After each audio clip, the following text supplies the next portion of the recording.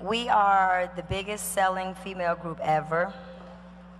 10 million albums worldwide. We have worked very hard. We have been in this business for 5 years.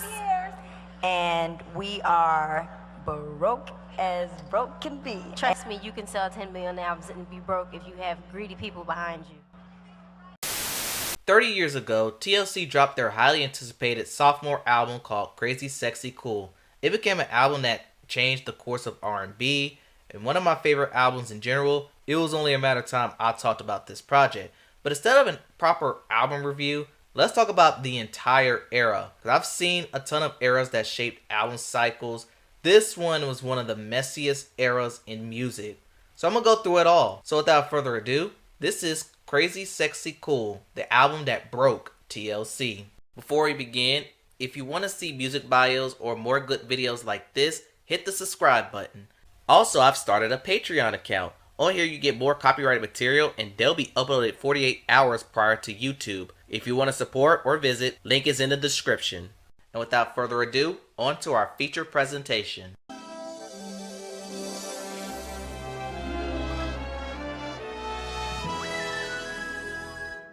Part 1. Who is TLC? Before we talk about CrazySexyCool, we need to talk about the start of TLC. In 1990, there was a spin-off group from New Edition known as Belle Biv DeVoe. An Atlanta producer named Ian Burke felt like he could do the same thing, but this time with women. He had a singer named Crystal Jones and asked her to recruit 2 members to fill out the group. The first member she recruited was Tion Watkins. She was born in Des Moines, Iowa, but her family moved to Atlanta when she was a child. And the other member was Lisa Lopez. She was born and raised in Philadelphia, Pennsylvania, but after high school, she moved to Atlanta with her keyboard and $750. Ian Burke worked with the girls and recorded a demo with producer Rico Wade, may he rest in peace, and named the group Second Nature. The tape got into the hands of Perry Reed, aka Pebbles. She was also the wife of L.A. Reid, who just started his own label with Babyface called LaFace Records. They auditioned for L.A. and he noticed the group had potential, but there were 2 problems. One, L.A. didn't care for the name Second Nature, so he changed it to TLC, an acronym for Tender Love and Care, and is also the first names of each member. Second, while he liked Tion and Lisa, he felt like Crystal was lacking. And it didn't help that she complained about the contracts and wanted a lawyer to look over. So Tion and Lisa decided to tell Crystal that she was being kicked out of the group.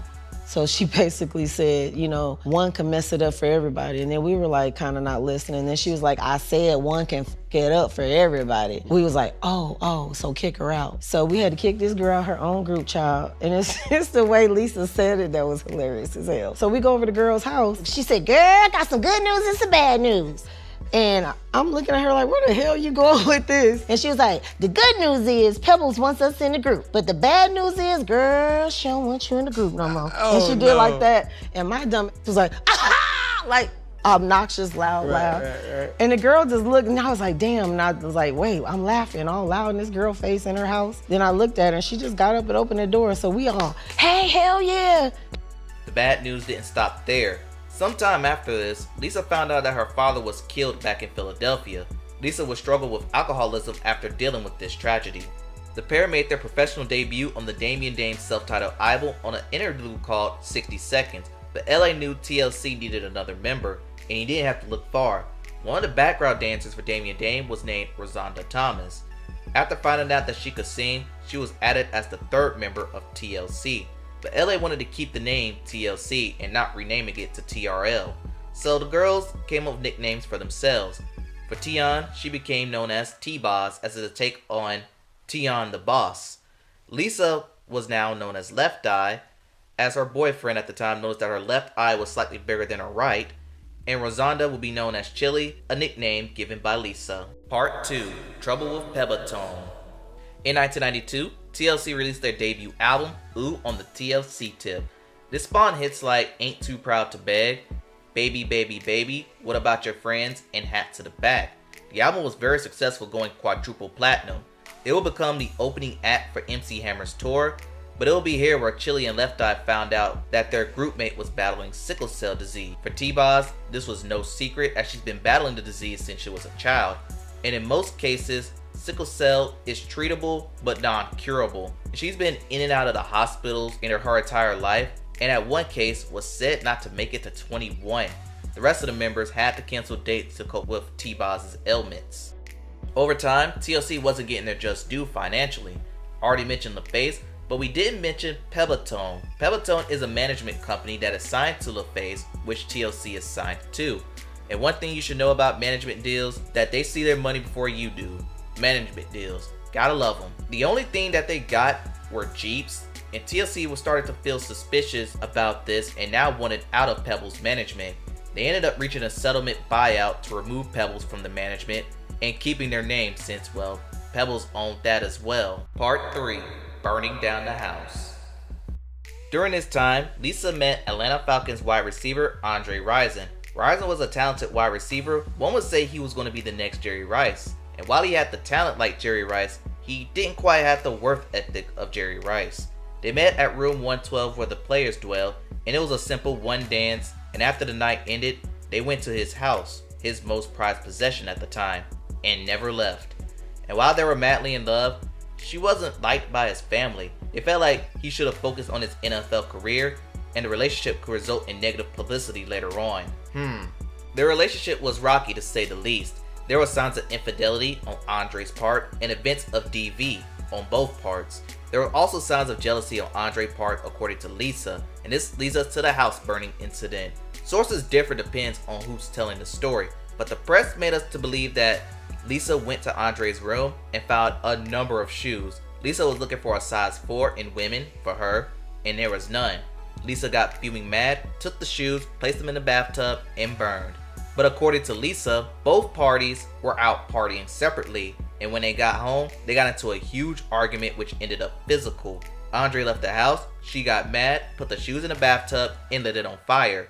She also busted the windows out of 2 of Andre's cars, and her goal was just to burn the shoes. But what they don't know, the mansion that Andre was living in was built with fiber foam, a material that was easily flammable and caused the fire to get out of control. Atlanta Falcons football player Andre Rison. Atlanta police have issued an arson warrant for Rison's girlfriend, singer Lisa Lopez of the rap group TLC.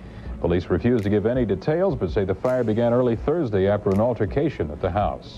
The next day, Lisa turned herself in and was charged with arson. She pled guilty to avoid jail time and was sentenced to 5 years probation and fined $10,000, and to treat her alcoholism, spent 30 days in a halfway house. During this time, T-Boz and Chili hit the ground heavy on working on their sophomore album. Lisa did get a few vacation days to work on her verses, and that's the reason why Lisa's presence on CrazySexyCool was lacking compared to the first. Now you would think the whole fire burning incident would be the end of Andre and Lisa's relationship. Andre actually forgave her and dated on and off until about 2000. Part 4. The Rollout. Working on this album, they got contributions from Jermaine Dupri, Babyface, Puff Daddy, Rico Wade, Dallas Austin, Organized Noise, and featured guests included Phife Dawg from A Tribe Called Quest, Busta Rhymes, and Andre 3000.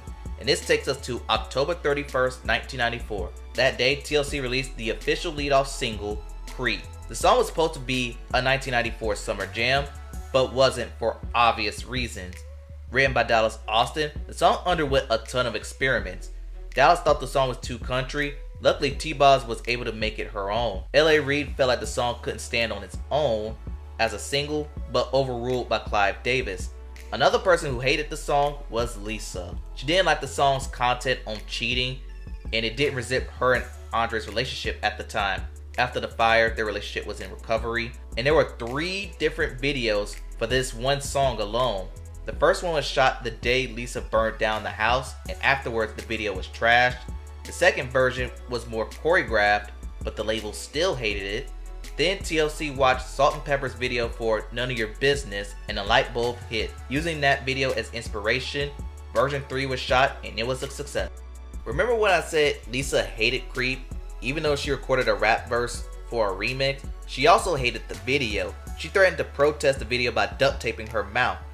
So that's why she got the fewest shots in the video and never lip synced the lyrics. Another fun fact is that T-Boz created the entire dance for the video. They did hire a choreographer for the video, but he was fired after butchering what T-Boz created. And by the time January 1995 came, Creep went to #1 on the Hot 100 and stayed there for 4 weeks.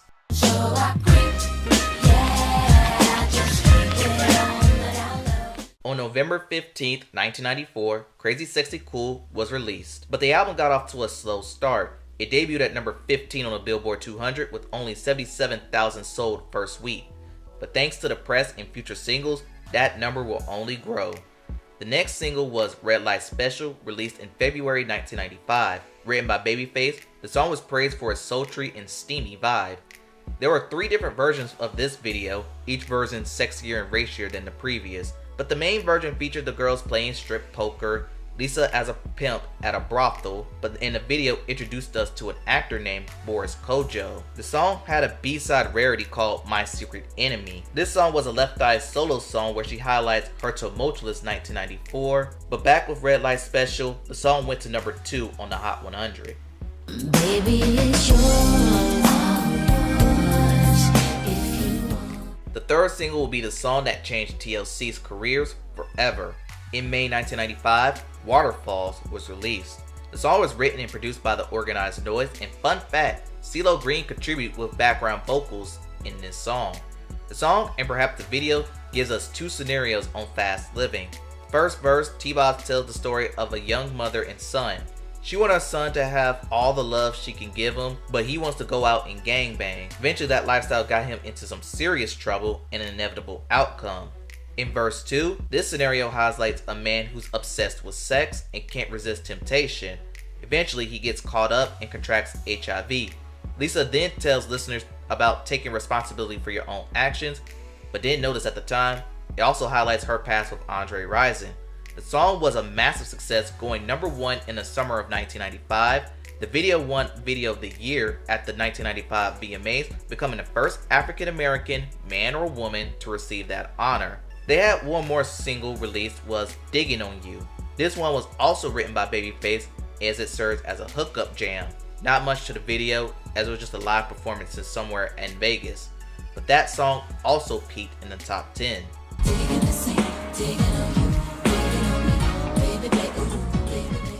Part 5, the album review.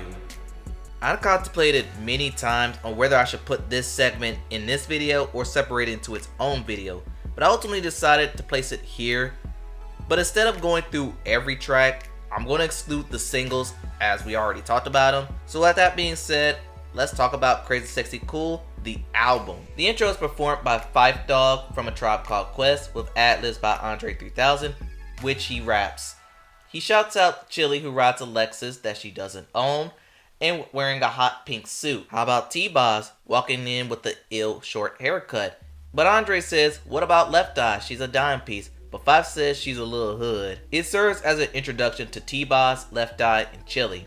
Kicker Game with Jermaine Dupri on production serves as a flirt session in which, if you get your flirt on right, you could come home with me. Love what Left Eye did in the song, where she plays the role of Andre Rison, which again, their relationship was in repair at the time. Basically how Rison copped Left Eye to begin with, which eventually leads them to make love on the 50-yard line.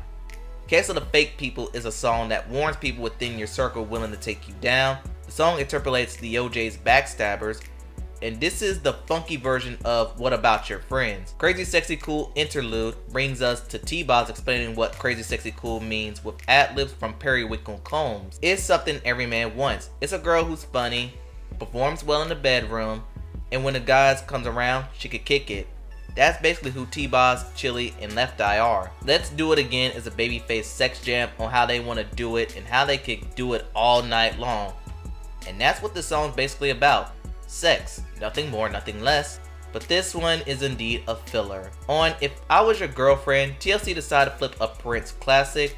Prince did say he was a big fan of TLC, so it was nice for him to co-sign and give them permission to cover this. And TLC gender flipped the roles in their version. T-Boz is basically the only person that could cover the song the way Prince would want. For Sexy Interlude, if you like toilet humor, this one's for you. Take Our Time is another sexy song with Chili taking the lead, and it's another song about sex, but it's more sensual. Now this used the same instrumentation from the CrazySexyCool interlude. The difference is Busta Rhymes is taking the lead with Left Eye in the background providing ad-libs, and it's a direct contrast of the CrazySexyCool interlude We'll bust around to finding what CrazySexyCool means to him. On Switch, Jermaine Dupri is back on production, and apparently TLC is having an issue with our man acting up, and that is when Left Eye comes in for a solution. Instead of dealing with him, switch it up and take their friend, and she does this while interpolating Rapper's Delight by the Sugar Hill Gang. And finally, we have the best song on the album by far. Andre 3000 opened up the song how he talks about blood and Crips shooting each other for what they wear. He also sends shots towards Michael Jackson, very ballsy of you. And the title of this song comes from Shakespeare's Macbeth, at when he quote the line, "Something wicked this way comes."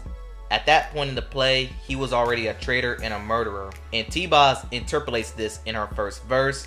But in all, that one line was used to highlight most of the issues of 1994 black people faced in judgment and from black on black crimes, which Left Eye speaks on guns that you don't live by the gun, you only die by it. But it has TLC longing for the days of yesterday where there wasn't violence, no hate, where we just all got along. Part 6, Going Bankrupt.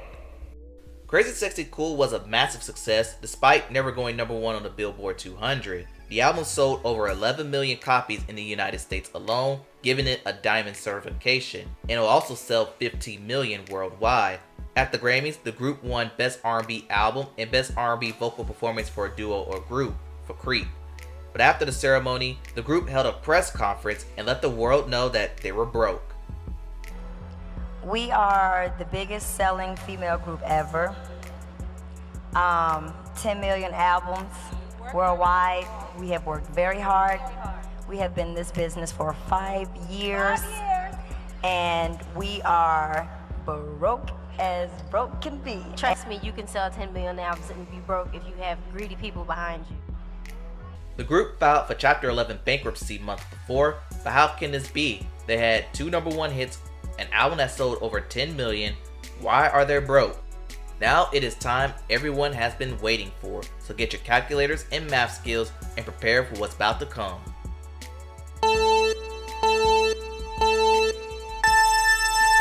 There are 100 points on an album. TLC owns 7. Every point equals 8 cents. 7 times 8 equals 56 cents. So for every album that they sold, the group gets 56 cents. But since TLC sold 10 million at the time, 56 cents times 10 million equals 5.6 million. Then we have recoupable expensive, and because LaFace spent 3 million on the album, which includes studio time, video cost, that knocks them down to 2.6 million. Then Uncle Sam wants a cut, about 50%, knocks them down to 1.3 million. That gets split 3 ways, and it actually equals to about $400,000. You could buy a house with that, and what are you gonna pay your bills with? But wait, there's more. Remember that whole burning down the house moment? Well, the legal fees and insurance payments Lisa had to pay, and then T-Boz had her medical bills to be taken care of, and not to mention the group sued Pebbles, and part of the settlement saw the girls buying the name TLC from Pebbles. So yeah, they're in the red, big time. The group would embark in a back and forth legal battle in which LaFace countered saying that they were money hungry. Chapter 7, Aftermath and Legacy. After the back and forth, TLC and LaFace did reach a settlement. TLC got a new contract and new management, but Lisa began to withdraw from the group. She started her own record company which signed TLC offsprings known as Black. She even called out her group mates and challenged them to each record a solo album, which Lisa was the only one that did. But they came to common ground and recorded Fan Mail, and that became their first album to go #1 on the Billboard 200. This also became their first album in which the girls were financially successful, and they added 2 more Grammy wins. But in 2002, while traveling to the Honduras for missionary work, Lisa Nicole Lopez was killed in an automobile accident. She was 30 years old. TLC did release another album, 3D, later that year, but the label forced them to finish recording in the midst of Lisa's death, not giving them time to grieve or even shelve the project. After this album, TLC went into hiatus, pretty much to take a break to figure out their next move. They eventually decided to soldier on as a touring act with 1 more album, even though T-Boz's recent health scare has jeopardized this. In conclusion, CrazySexyCool is definitely a cornerstone album in R&B, combining elements of R&B, jazz, and hip-hop. Definitely a pioneer album that influenced futures ahead, an album that sometimes gets forgotten as one of the greatest albums of all time. An era where the drama, label issues, and lack of financial compensation was what defined this era. And that concludes Crazy Sexy Cool, the era that broke TLC. Tell me what y'all think in the comments below. Please like, comment, and subscribe to the channel. Thanks for watching, and I'll see you next time.